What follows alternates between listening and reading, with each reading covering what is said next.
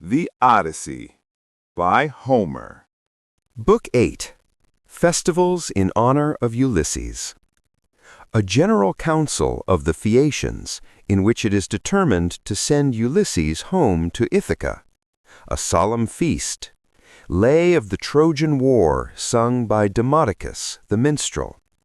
Public games. Ulysses conquers in throwing the discus. The amour of Mars and Venus sung by Demodocus. His song of the Trojan horse and the fall of Troy. When morn appeared, the rosy-fingered child of dawn, Alcinous, mighty and revered, rose from his bed. Ulysses, noble chief, spoiler of cities, also left his couch. Alcinous, mighty and revered, went forth before, and led him to the marketplace of the Phaeacians, built beside the fleet. And there, on polished stones, they took their seats, near to each other. Pallas, who now seemed a herald of the wise Alcinous, went through all the city, planning how to send magnanimous Ulysses to his home, and came and stood by every chief and said, "Leaders and chiefs of the Phaeacians, come speedily to the marketplace, and there hear of the stranger who from wandering o'er the deep has come, where wise Alcinous holds his court. In aspect he is like the gods." She spake, and every mind and heart was moved. And all the marketplace and all its seats were quickly filled with people. Many gazed, admiring, on Laertes' well-graced son. For on his face and form had Pallas shed a glory, and had made him seem more tall, and of an ampler bulk, that he might find favor with the Phaeacians, and be deemed worthy of awe, and able to achieve the many feats which the Phaeacian chiefs, to try the stranger's prowess, might propose. And now, when all the summoned had arrived, Alcinous to the full assembly spake. "Princes and chiefs of the Phaeacians, hear! I speak the promptings of my heart. This guest, I know him not, has come to my abode, a wanderer, haply from the tribes who dwell in the far east, or haply from the west, and asked an escort and safe conduct home. And let us make them ready, as our wont has ever been. No stranger ever comes across my threshold who is suffered long to pine for his departure. Let us draw a dark-hulled ship down to the holy sea on her first voyage. Let us choose her crew among the people, 52 youths of our best seamen. Then make fast the oars beside the benches, leave them there, and come into our palace, and partake in haste a feast which I will liberally spread for all of you. This I command the youths. But you, ye sceptred princes, come at once to my fair palace, that we there may pay the honors due our guest. Let none refuse. Call also the divine Demodocus, the bard, on whom a deity bestowed in ample measure the sweet gift of song, delightful when the spirit prompts the lay. He spake, and led the way. The sceptred train of princes followed him. The herald sought, meantime, the sacred bard. The chosen youths, 52, betook them to the marge of the unfruitful sea. And when they reached the ship and beach, they drew the dark hull down to the deep water, put the mast on board and the ship's sails, and fitted well the oars into the leathern rings, and, having moored their bark in the deep water, went with speed to their wise monarch in his spacious halls. There portico and court and hall were thronged with people, young and old in multitude. And there Alcinous sacrificed 12 sheep, 8 white-toothed swine, and 2 splay-footed beeves. And these they flayed, and duly dressed, and made a noble banquet ready. Then appeared the herald, leading the sweet singer in, him whom the Muse with an exceeding love had cherished, and had visited with good and evil, quenched his eyesight, and bestowed sweetness of song. Pontonus mid the guests placed for the bard a silver-studded throne. Against a lofty column hung his harp above his head, and taught him how to find and take it down. Near him the herald set a basket and fair table, and a cup of wine, that he might drink when he desired. Then all put forth their hands and shared the feast. And when their thirst and hunger were all laid, the Muse inspired the bard to sing the praise of heroes. 'Twas a song whose fame had reached to the high heaven, a story of the strife between Ulysses and Achilles, son of Peleus, wrangling at a solemn feast made for the gods. They strove with angry words, and Agamemnon, king of men, rejoiced to hear the noblest of the Achaean host contending. For all this had been foretold to him in sacred Pythia by the voice of Phoebus, when the monarch, to inquire at the oracle, had crossed the rock which formed its threshold. Then began the train of woes, which at the will of sovereign Jupiter befell the sons of Ilium and of Greece. So sang renowned Demodocus. Meanwhile Ulysses took into his brawny hands an ample veil of purple, drawing it around his head to hide his noble face, ashamed that the Phaeacians should behold the tears that flowed so freely from his lids. But when the sacred bard had ceased his song, he wiped the tears away, and laid the veil aside, and took a double beaker filled with wine, and poured libations to the gods.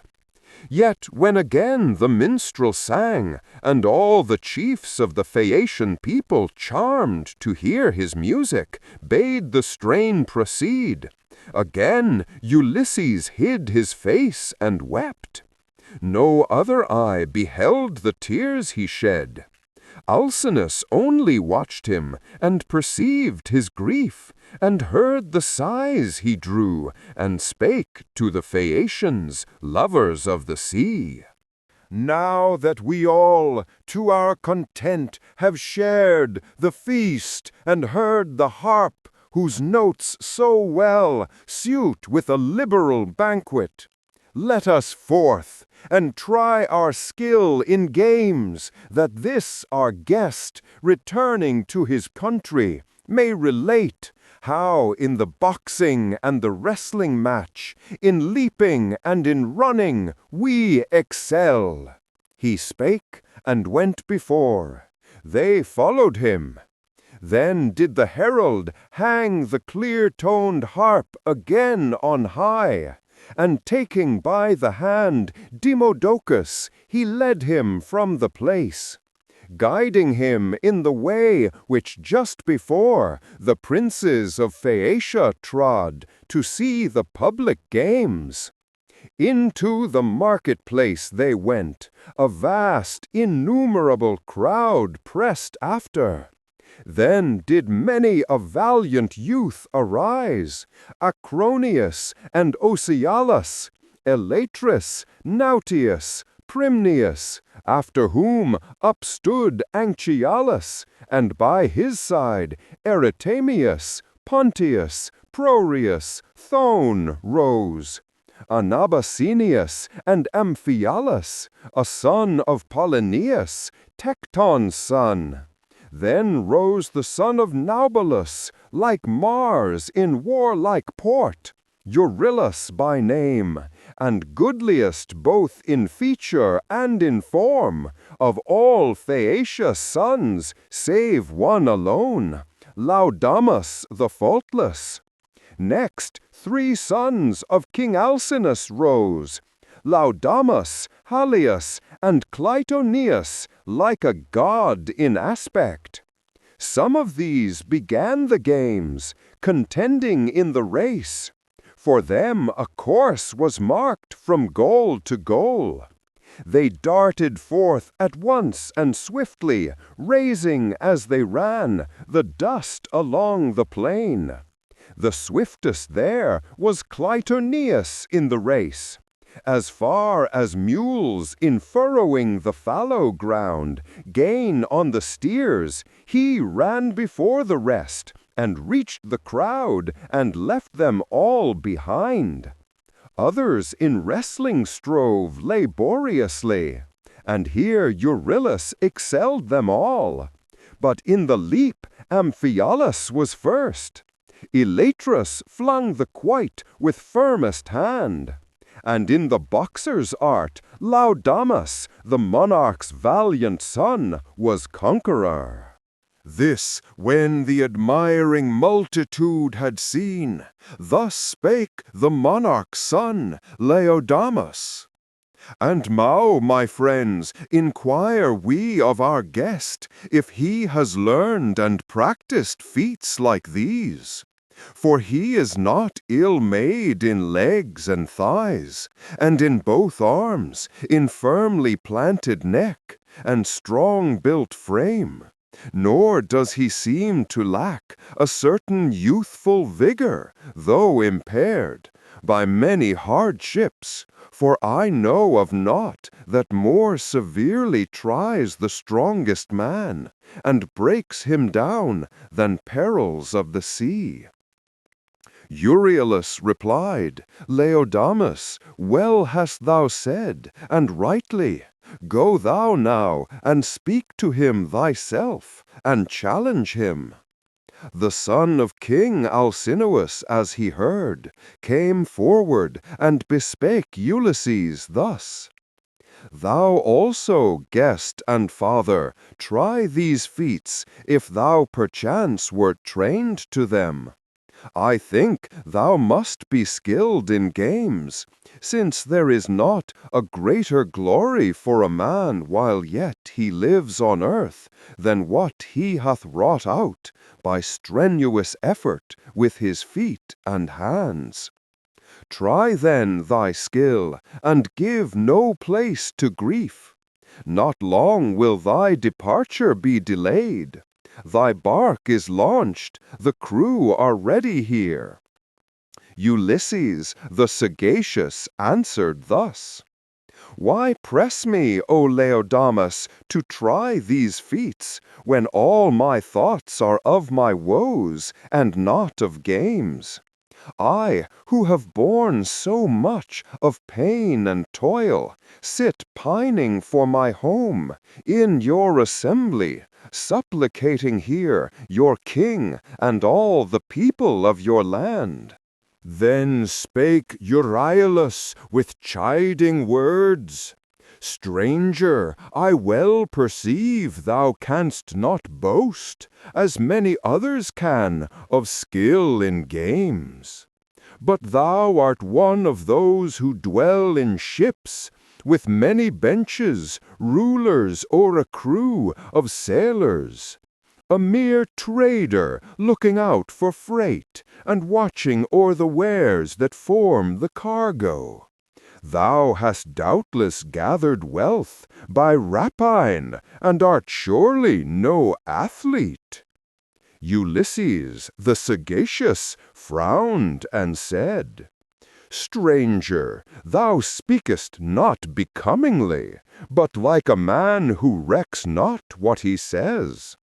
The gods bestow not equally on all the gifts that men desire, the grace of form, the mind, the eloquence. One man to cite is undistinguished, but on him the gods bestow the power of words. All look on him gladly. He knows whereof he speaks. His speech is mild and modest. He is eminent in all assemblies, and whene'er he walks the city, men regard him as a god. Another in the form he wears is like the immortals, yet has he no power to speak becoming words. So thou hast comely looks. A god would not have shaped thee otherwise than we behold thee. Yet thy wit is small, and thy unmannerly words have angered me even to the heart.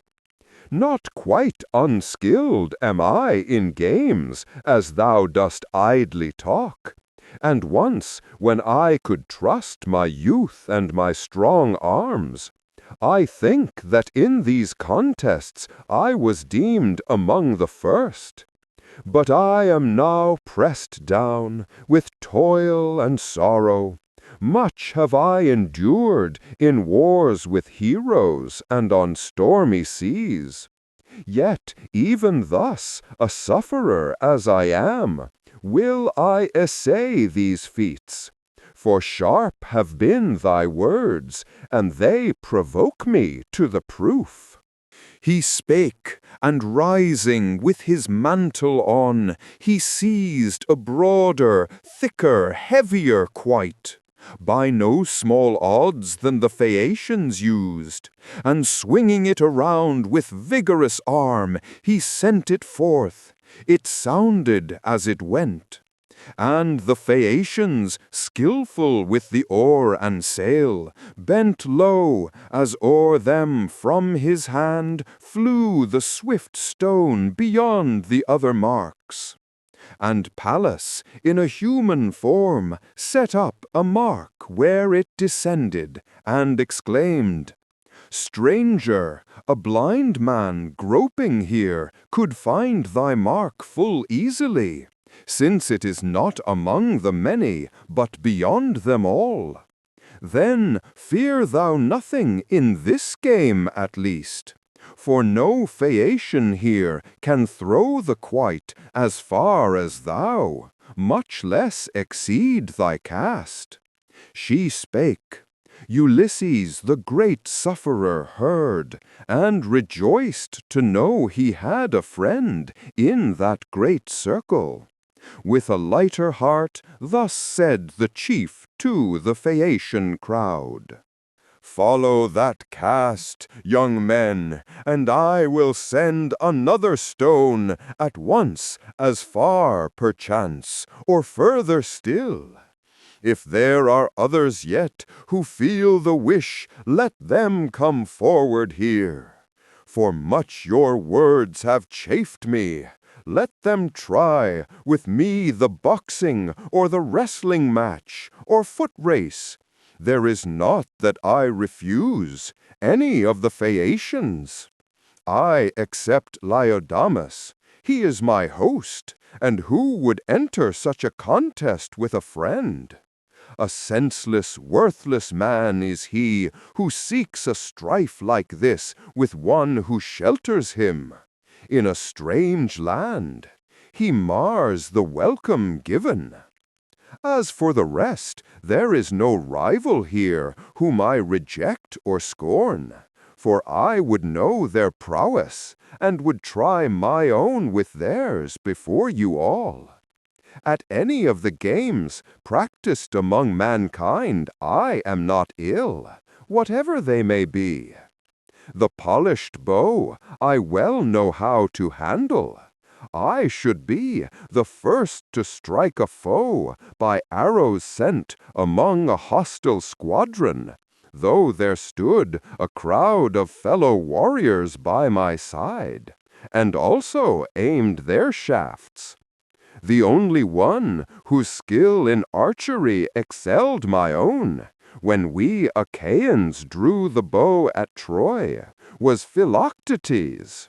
To all other men on earth that live by bread, I hold myself superior. Yet I claim no rivalry with men of ancient times, with Hercules and Eurytus the Oechalian, who defied the immortals to a contest with the bow. Therefore was mighty Eurytus cut off. Apollo, angry to be challenged, slew the hero. I can hurl a spear beyond where others send an arrow. All my fear is for my feet, so weakened have I been among the stormy waves with want of food at sea, and thus my limbs have lost their strength." He ended here, and all the assembly sat in silence.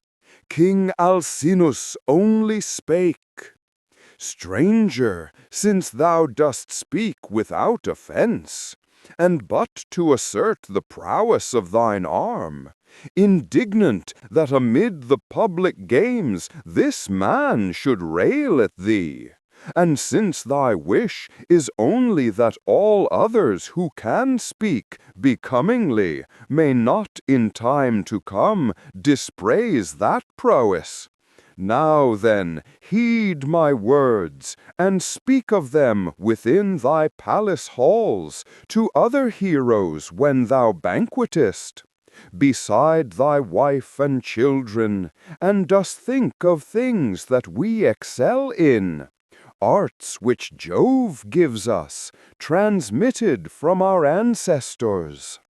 In boxing and in wrestling small renown have we, but we are swift of foot. We guide our galleys bravely o'er the deep. We delight in feasts. We love the harp, the dance, and change of raiment, the warm bath and bed. Rise, then, Phaeacian masters of the dance, and tread your measures, that our guest may tell his friends at home how greatly we surpass all other men in seamanship, the race, the dance, the art of song. Go, one of you, and bring Demodocus his clear-toned harp, that somewhere in our palace has been left." Thus spake the godlike king. The herald rose to bring the sweet harp from the royal house. Then the 9 umpires also rose, who ruled the games. They smoothed the floor and made the ring of gazers wider. Next the herald came and brought Demodocus the clear-toned harp. The minstrel went into the midst, and there gathered the graceful dancers. They were youths in life's first bloom. With even steps they smote the sacred floor. Ulysses, gazing, saw the twinkle of their feet, and was amazed. The minstrel struck the chords, and gracefully began the lay. He sang the loves of Mars and Venus of the glittering crown, who first had met each other stealthily beneath the roof of Vulcan. Mars with many gifts won her, and wronged her spouse, the king of fire. But from the sun, who saw their guilt, there came a messenger to Vulcan. When he heard the unwelcome tidings, planning his revenge, he hastened to his smithy, where he forged chains that no power might loosen or might break, made to hold fast forever. When the snare in all its parts was finished, he repaired, angry with Mars, to where the marriage bed stood in his chamber. To the posts he tied the encircling chains on every side, and made fast to the ceiling many, like the threads spun by the spider, which no eye could see, not even of the gods, so artfully he wrought them. Then, as soon as he had wrapped the snare about the bed, he feigned to go to Lemnos, nobly built, most dear to him of all the lands. But Mars, the god who holds the shining reins, had kept no careless watch. And when he saw the great artificer depart, he went with speed to Vulcan's house, drawn thither by the love of her who wears the glittering crown. There sat Cytherea, arrived that moment from a visit paid. Entering, he took her by the hand and said, "Come, my beloved, let us to the couch. Vulcan is here no longer, he is gone, and is among the Sintians, men who speak a barbarous tongue, in Lemnos far away." He spake, and she approved his words, and both lay down upon the bed, when suddenly the network, wrought by Vulcan's skillful hand, caught them and clasped them round, nor could they lift or move a limb, and saw that no escape was possible. And now approached the king of fire, returning ere he reached the isle of Lemnos, for the sun in his behalf kept watch and told him all. He hastened home in bitterness of heart, but when he reached the threshold, a fury without bounds possessed him, and he shouted terribly, and called aloud on all the gods of heaven. "O Father Jove, and all ye blessed ones, and deathless! Come, for here is what will move your laughter, yet is not to endure. Jove's daughter Venus thus dishonors me, lame as I am, and loves the butcher Mars. For he is well to look at, and is sound of foot, while I am weakly. But for this are none but my two parents to be blamed, who never should have given me birth. Behold, where lie embraced the lovers in my bed, a hateful sight. Yet they will hardly take even a short slumber there, though side by side, enamored as they are. Nor will they both be drowsy very soon. The net and chains will hold them till her father shall restore all the large gifts which on our marriage day I gave him to possess the impudent minx his daughter, who is fair indeed, but false." He spake, and to the brazen palace flocked the gods. There Neptune came, who shakes the earth. There came beneficent Hermes. There too came Apollo, archer god. The goddesses, through womanly reserve, remained at home. Meantime, the gods, the givers of all good, stood in the entrance, and as they beheld the cunning snare of Vulcan, there arose infinite laughter from the blessed ones, and one of them bespake his neighbor thus: "Wrong prospers not, the slow o'ertakes the swift. Vulcan, the slow, has trapped the fleetest god upon Olympus, Mars. Though lame himself, his net has taken the adulterer, who now must pay the forfeit of his crime. So talked they with each other. Then the son of Jove, Apollo, thus to Hermes said, Hermes, thou son and messenger of Jove, and bountiful of gifts, couldst thou endure, fettered with such strong chains as these, to lie upon a couch with Venus at thy side? The herald god, the Argus queller, thus made answer, Nay, I would that it were so, O archer king Apollo. I could bear chains thrice as many, and of infinite strength, and all the gods and all the goddesses might come to look upon me. I would keep my place with golden Venus at my side. He spake, and all the immortals laughed to hear. Neptune alone laughed not, but earnestly prayed Vulcan, the renowned artificer, to set Mars free, and spake these winged words. Release thy prisoner. What thou dost require, I promise here, that he shall make to thee due recompense in presence of the gods. Illustrious Vulcan answered, Do not lay, earth-shaking Neptune, this command on me, since little is the worth of pledges given for worthless debtors.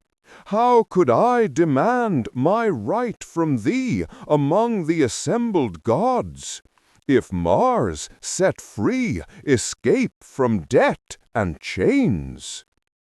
Again the god who shakes the earth replied, Vulcan, though Mars deny the forfeit due and take to flight, it shall be paid by me. Again illustrious Vulcan said, Thy word I ought not, and I seek not to decline. He spake, and then the might of Vulcan loosed the net, and, freed from those strong fetters, both the prisoners sprang away. Mars flew to Thrace, and laughter-loving Venus to the Isle of Cyprus, where at Paphos stand her grove and perfumed altar. Here the Graces gave the bath, anointed with ambrosial oil her limbs, such oil as to the eternal gods lends a fresh beauty, and arrayed her last in graceful robes, a marvel to behold. So sang the famous bard, while inly pleased Ulysses heard, and pleased were all the rest, Phaeacia's sons, expert with oar and sail. Alcinous called his sons Laodamas and Halius forth, and bade them dance alone, for none of all the others equaled them. Then taking a fair purple ball, the work of skillful Polybus, and, bending back, one flung it toward the shadowy clouds on high. The other, springing upward easily, grasped it before he touched the ground again.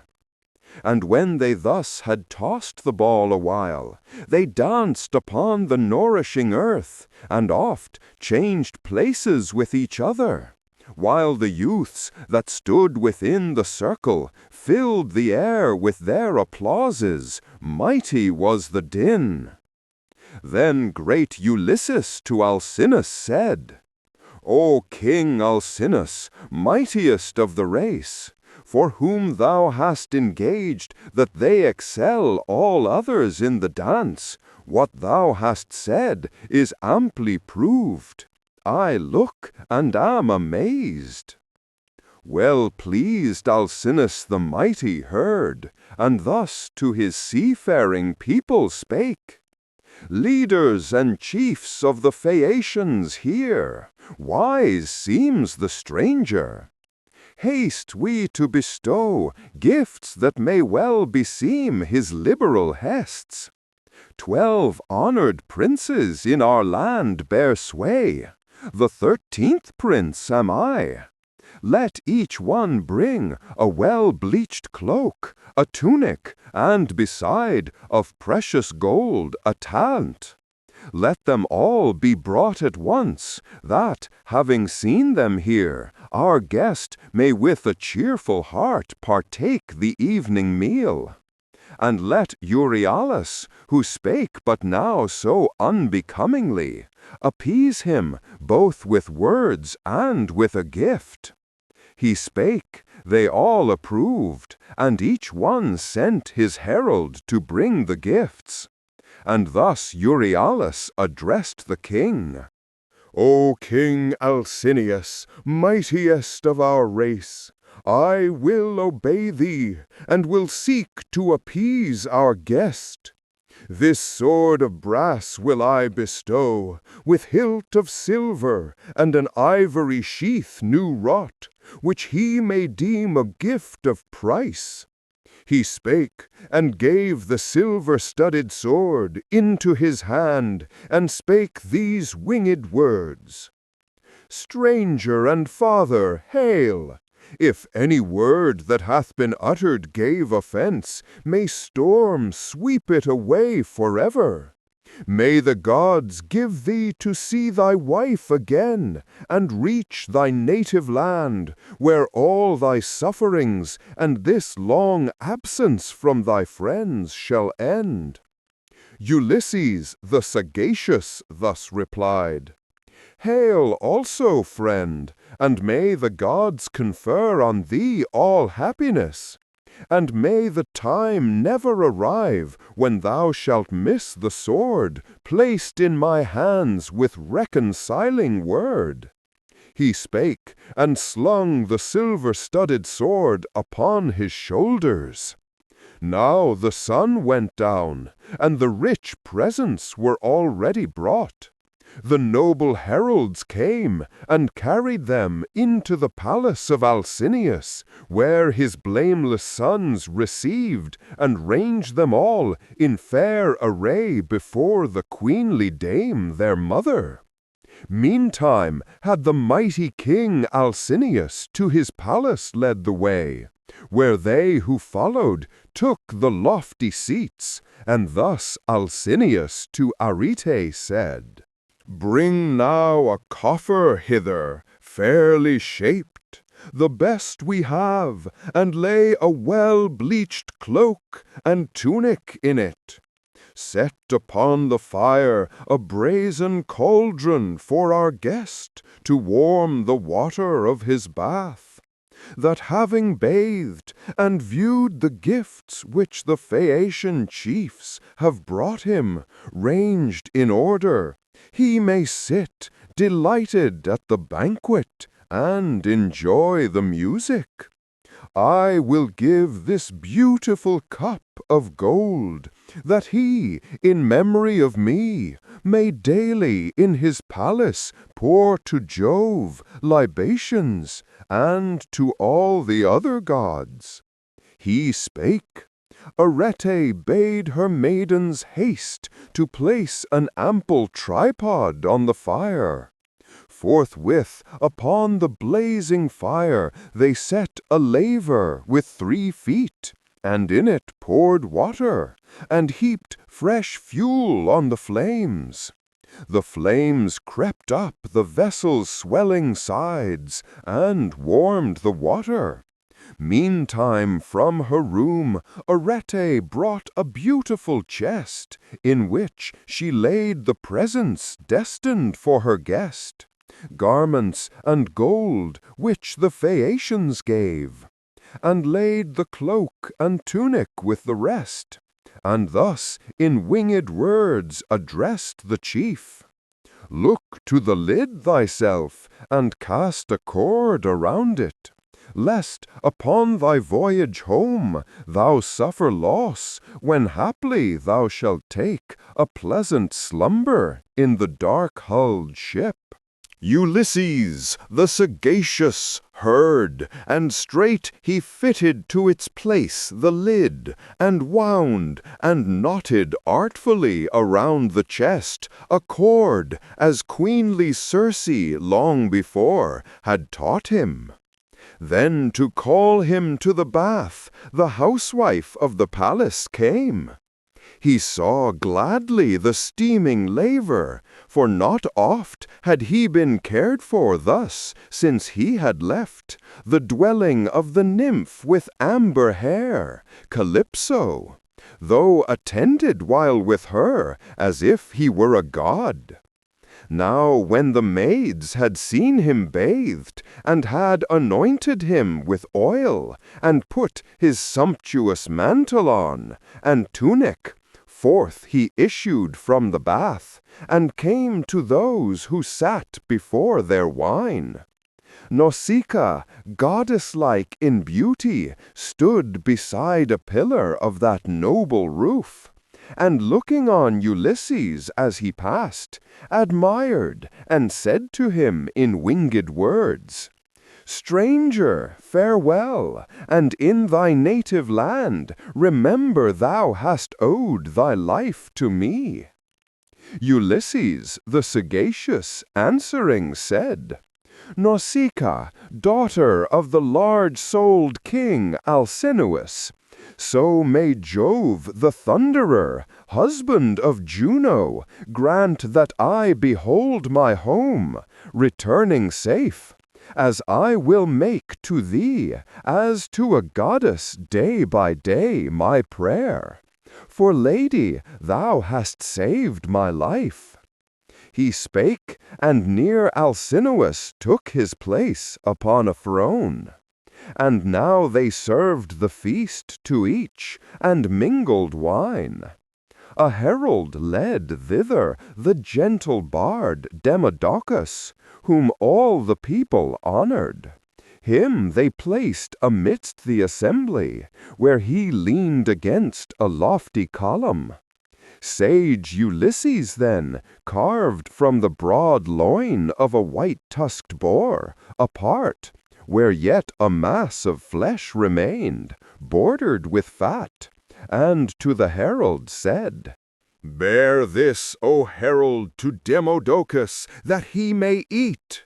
Him, even in my grief, will I embrace, for worthily the bards are honored and revered o'er all the earth by every race of men. The Muse herself hath taught them song, she loves the minstrel tribe." He spake, the herald laid the flesh before Demodocus the hero, who received the gift well pleased. Then all the guests put forth their hands, and shared the viands on the board. And when their thirst and hunger were allayed, thus to the minstrel sage Ulysses spake, "Demodocus, above all other men, I give thee praise. For either has the Muse, Jove's daughter, or Apollo, visited and taught thee. Truly hast thou sung the fate of the Achaean warriors, what they did and suffered, all their labors, as if thou hadst been among them, or hadst heard the tale from an eyewitness. Now, I pray, proceed, and sing the invention of the wooden horse made by Epeius with Minerva's aid, and by the chief Ulysses artfully conveyed into the Trojan citadel, with armed warriors in its womb to lay the city waste. And I, if thou relate the story rightly, will at once declare to all that largely hath some bounteous god bestowed on thee the holy gift of song. He spake, the poet felt the inspiring God, and sang, beginning where the Argives hurled firebrands among their tents, and sailed away in their good galleys, save the band that sat beside renowned Ulysses in the horse, concealed from sight amid the Trojan crowd, who now had drawn it to the citadel. So there it stood, while sitting round it talked the men of Troy, and wist not what to do. By turns 3 counsels pleased them, to hew down the hollow trunk with the remorseless steel, or drag it to a height, and cast it thence headlong among the rocks, or, lastly, leave the enormous image standing and unharmed, and offering to appease the gods. And this at last was done, for so had fate decreed, that they should be destroyed whene'er their town should hold within its walls the horse of wood, in which the mightiest of the Argives came among the sons of Troy to smite and slay. Then sang the bard how, issuing from the womb of that deceitful horse, the sons of Greece laid Ilium waste, how each in different ways ravaged the town, while, terrible as Mars, Ulysses, joined with Menelaus, sought the palace of Deiphobus, and there maintained a desperate battle, till the aid of mighty Pallas made the victory his. So sang renowned Demodocus, the strain melted to tears Ulysses, from whose lids they dropped and wet his cheeks. As when a wife weeps her beloved husband, slain before his town and people, fighting to defend them, and his own dear babes from deadly harm. She sees him gasp and die, and at the sight she falls with piercing cries upon his corpse.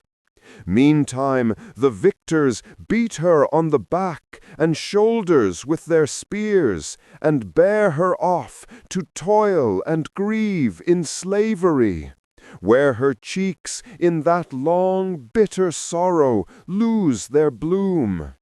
So from the eyelids of Ulysses fell the tears, yet fell unnoticed by them all, save that Alcinous, sitting at his side, saw them and heard his heavy sighs, and thus bespake his people, masters of the oar. Princes and chiefs of the Phaeacian race, give ear.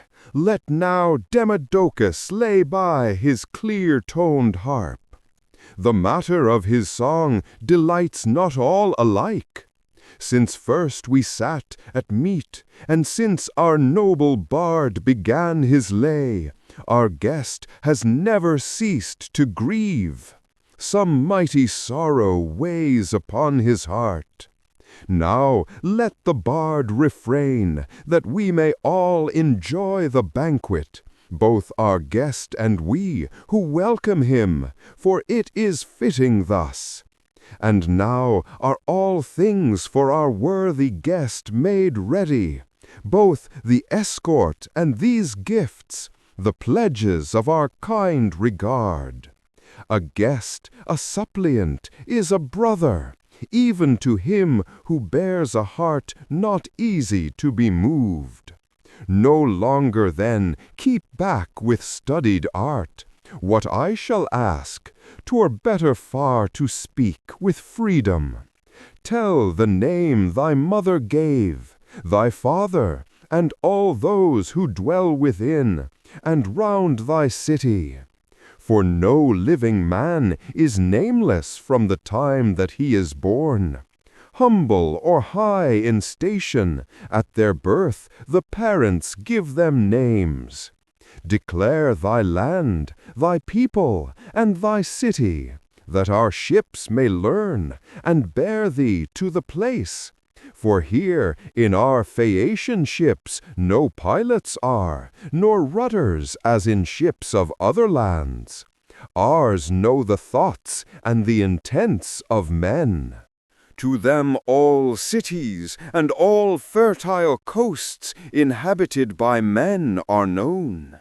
They cross the great sea scudding fast, involved in mist and darkness, with no fear of perishing or meeting harm. I heard Nausithous, my father, say that Neptune was displeased with us for safely bearing to their homes so many men, and that he would destroy, in aftertime, some good Phaeacian ship, returning from a convoy in the waves of the dark sea, and leave her planted there, a mountain huge and high, before our town. So did the aged chieftain prophesy.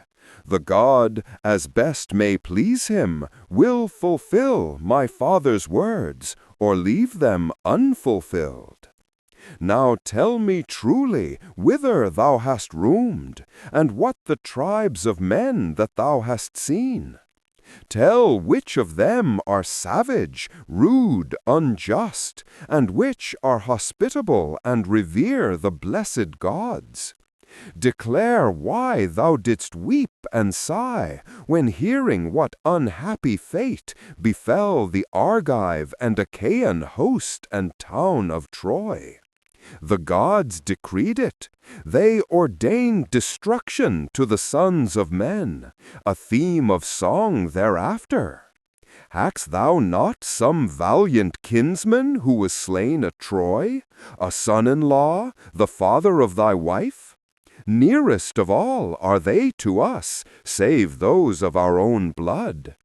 Or haply might it be some bosom friend, one eminently graced with all that wins our love, for not less dear than if he were a brother should we hold the wise and gentle man who is our friend. You are in the Silver Library. If you enjoyed the experience, like and subscribe for more.